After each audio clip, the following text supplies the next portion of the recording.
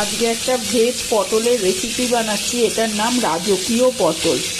তো এটা এত ভালো হয় খেতে, এটা গোটা গোটা পটল দিয়ে করে, দই, টক দই, পোস্ত, কাজু, চালমগজ সব দিয়ে দারুণ দারুণ খেতে লাগে।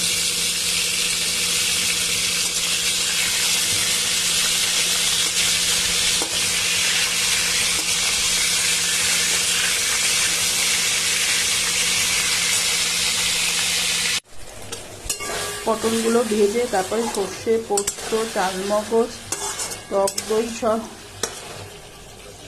দিয়ে কষাচ্ছি। এবার একটু জল ঢেলে দেবো, দিয়ে ফুটলে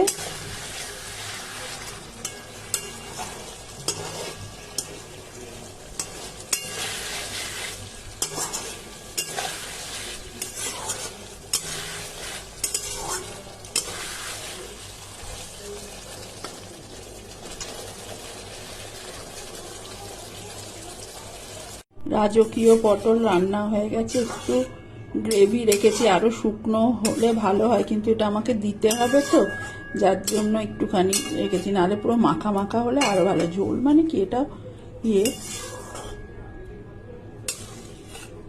রেসিপিটা জানতে হলে আমাকে কমেন্ট করো, আর রান্নাটা ভালো হলে একটা লাইক করে দিও।